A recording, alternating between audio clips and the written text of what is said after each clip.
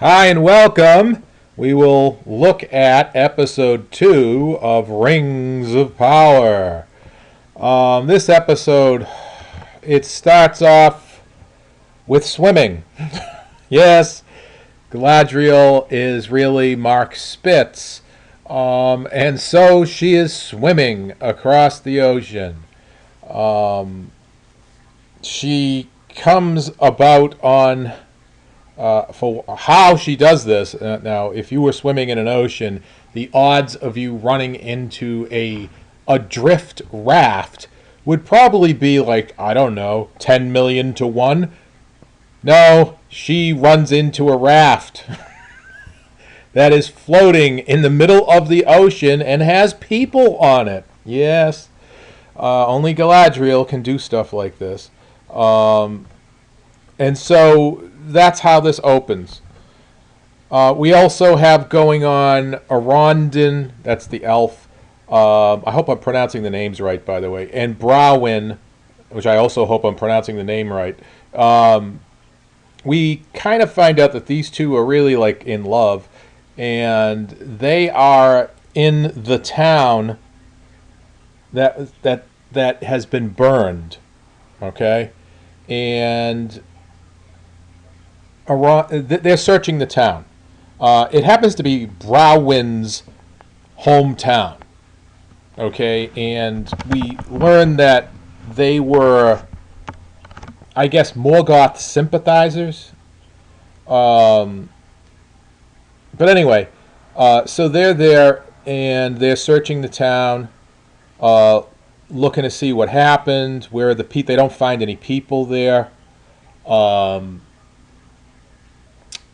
Arondin finds an opening in the ground in one of the houses, and he goes into the tunnel, and he's just following the tunnel, looking for what's there.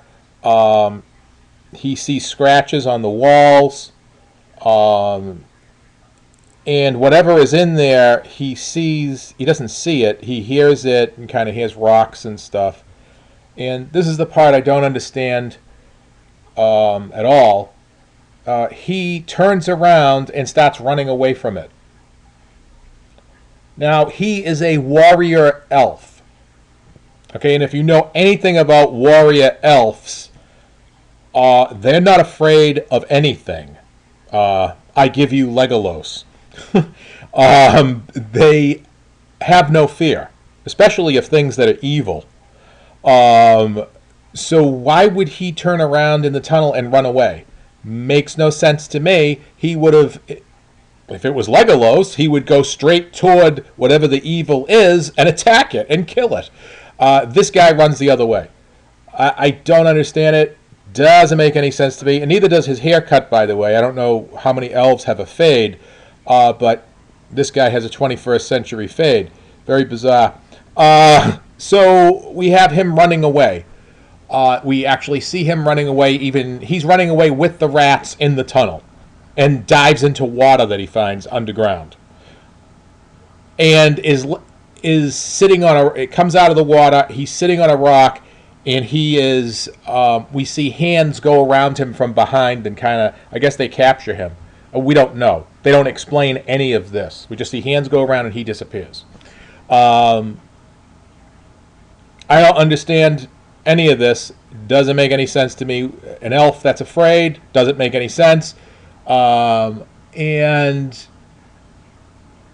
they didn't explain him being captured or anything. So that's what happens to him in this episode. And furthermore, we have Browin, who seems to be totally unafraid of orcs. She actually, in the barn, she went home. I don't know how she does this. We have these leaps of time in this show that don't make any sense. Okay, it's a day's walk from one of these villages to the other in the valley. Somehow she is transported back to her village, and so she's back home in her house, and there's a hole in the floor of her house, or barn, really. Her house, I get confused whether it's her house or her barn, because it looks like a barn to me, but maybe that's her house. Once again, nothing explained. We have to guess. So, whatever. There's a hole in the barn, in the floor, and her son is hiding in some little cubby hole. And she finds him there, and she finds the hole, and she gets into a closet. I think it's a closet anyway. And she's waiting to see what comes out of the floor, even though her son told her to go get help. So she sits in the closet. The orc comes out. He's walking around or whatever. And the son, in his bravery, I don't know, he has some sort of weapon. I don't know where he got this weapon from, or what it is. It's a tool or a weapon of some type that's in the barn. And he stabs the orc in the back. And then the orc basically throws him across the room. And she comes out of the closet, and I think it's a saw. She basically stabs right through his body. And then somehow she has some other tool that she uses to chop his head off, and that's his head. And she brings the head to the village people at the local tavern and says to them, hey, we got orcs. We have to run away or whatever. Evacuate, blah, blah, blah. And so there you go. I just want to take a note here that I actually like Browen better than I like Galadriel in this show. I know, it makes no sense, but she's more likable. Whereas the Galadriel character, as she's portrayed, is not really a likable person. Yes, so Galadriel is still on the raft, and they're still floating, and they get attacked by, I have no idea what it is, some type of marine life attacks them. They call it a worm, don't know what it's supposed to be. Maybe it's a whale shark or something. I don't know. So this raft they're on had a lot of people on it. Most of the people get killed except for Galadriel and this guy, who I think his name is Halbrand.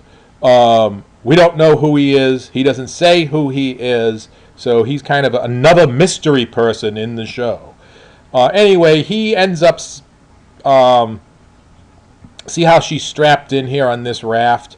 Well, they somehow end up in a storm, okay, and this, what she has herself tied to is, I don't know, a pole sticking out of the raft.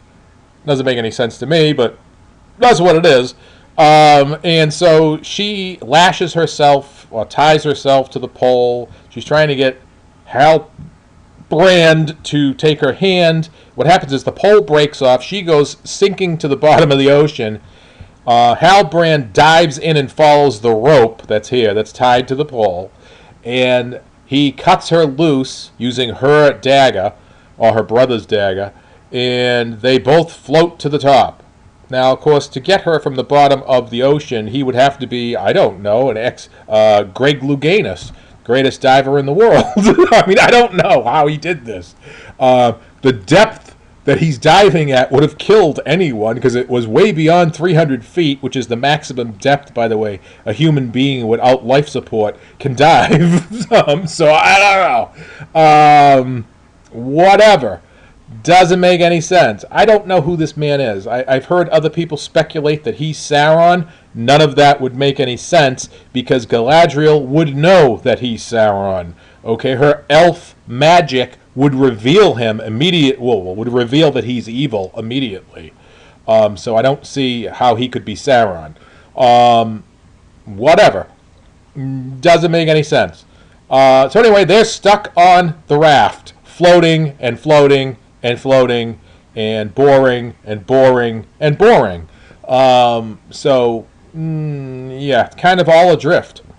So that's what happens with them. So we have another mystery person. The thing that saves this entire episode are the dwarves.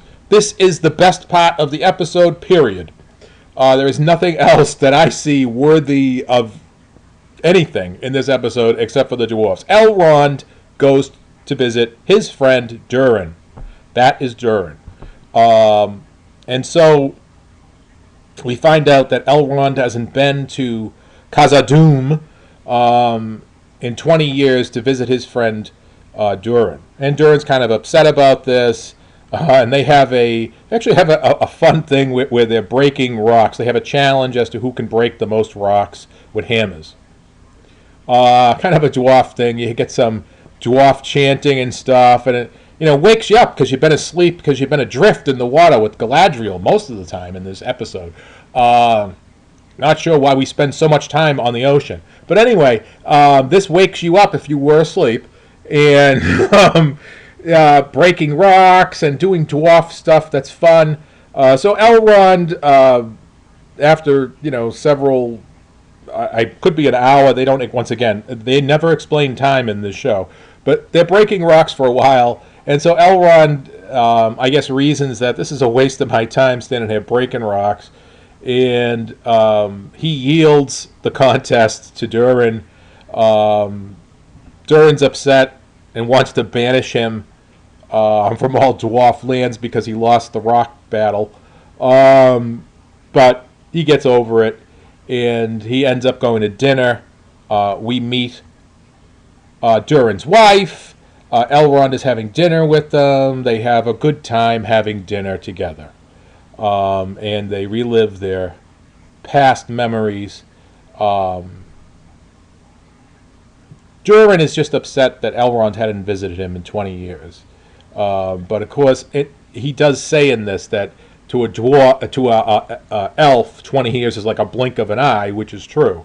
So time different for elves than for everybody else.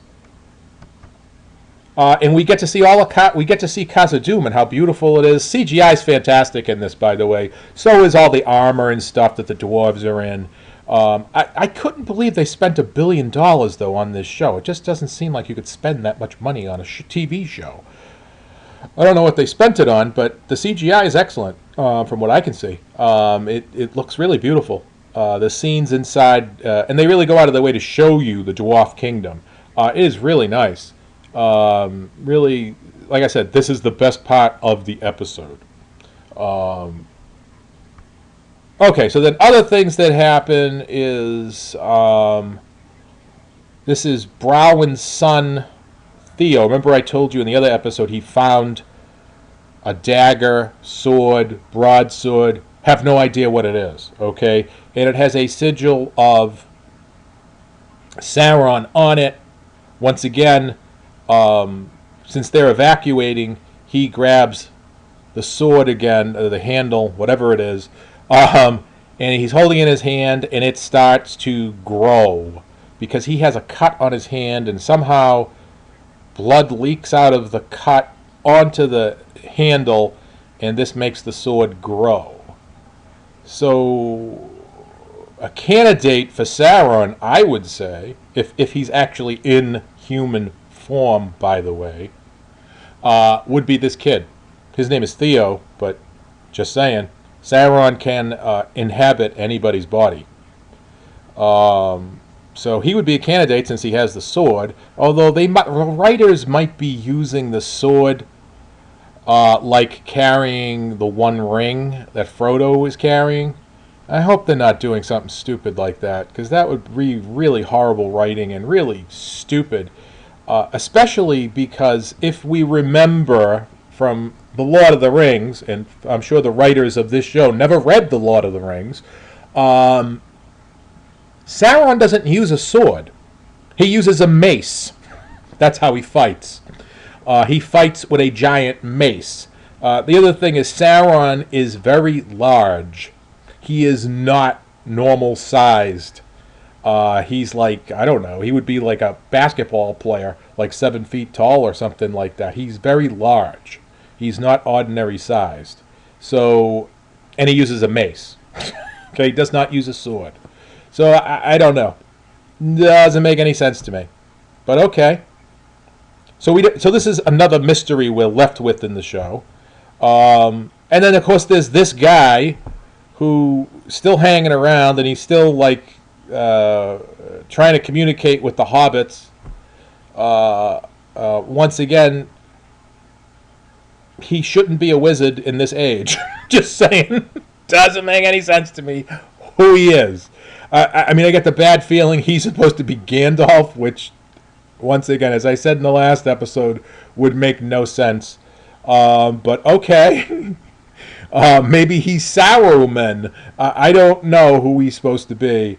And honestly, I'm at the point where I don't care who he is. That's the other thing. And then we have a third mystery, as we have the dwarves, the two dwarf kings, the prince and the king. And they have this box open. I believe it's during the third and during the fourth, talking to each other. And they have this box, and we don't know what's in the box. I'm going to guess it's the Arkenstone, which the king thinks, that the reason Elrond has shown up is because he wants the Arkenstone, which is what I'm guessing is in this box. Once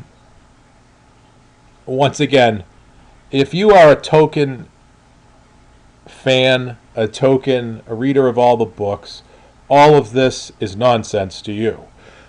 None of it makes any sense. The timeline is completely broken, makes no sense. It's just weird. So you will just hate this show, period.